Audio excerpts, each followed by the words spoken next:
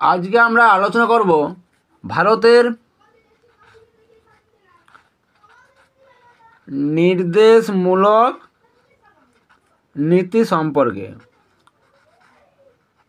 ঠিক আছে, তাহলে প্রথমে আমরা জানতে হবে নির্দেশমূলক নীতি কী।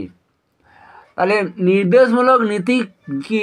প্রকৃত জনকল্যাণকামী রাষ্ট্র প্রতিষ্ঠার জন্য যে সকল নীতি অনুসরণ করা প্রয়োজন, সরকার যাতে সেগুলি অনুসরণ করে, এই নির্দেশসমূহকে নির্দেশমূলক নীতি বলে। ঠিক আছে, নির্দেশমূলক নীতির প্রধান উদ্দেশ্য হলো ভারতবর্ষকে জনকল্যাণকামী রাষ্ট্রে পরিণত করা, অর্থাৎ সমাজতান্ত্রিক ধাঁচের সমাজ গঠনের পথে অগ্রসর করা।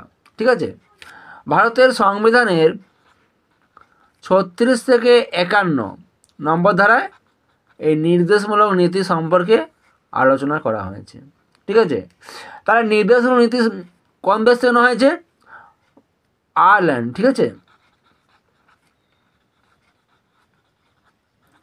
আয়ারল্যান্ডের সংবিধানের অনুকরণে ভারতের সংবিধানে এই নির্দেশমূলক নীতিটি অন্তর্ভুক্ত করা হয়েছে।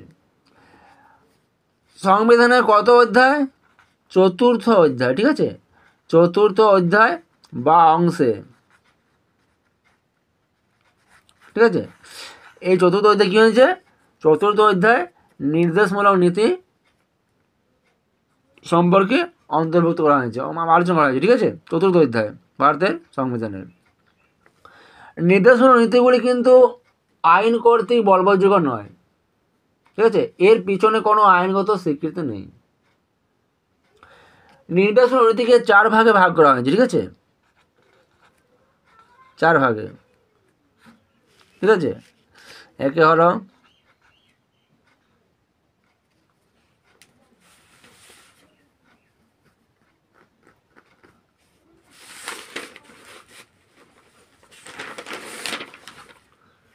অর্থনৈতিক সম্পর্কিত,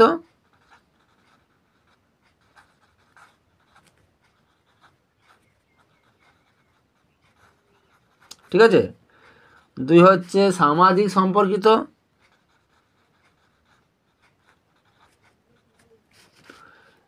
3 হচ্ছে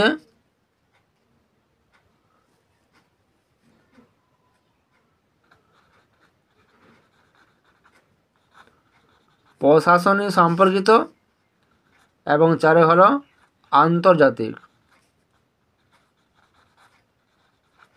ঠিক আছে, আন্তর্জাতিক সম্পর্কিত। এই 4 ভাগে নির্দেশমূলক নীতিকে ভাগ করা হয়েছে। ঠিক আছে,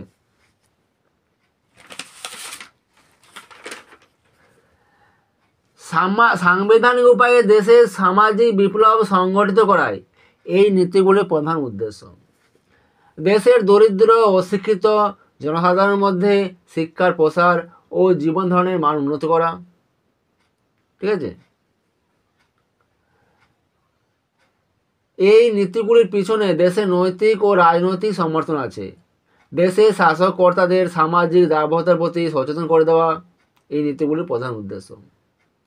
প্রস্তাবনায় বর্ণিত ন্যায়, স্বাধীনতা, সাম্য ও মৈত্রীর আদর্শের প্রতি সরকার ও নাগরিককে সচেতন করে দেওয়া হলো এই নীতিগুলির অন্যতম উদ্দেশ্য। ঠিক আছে।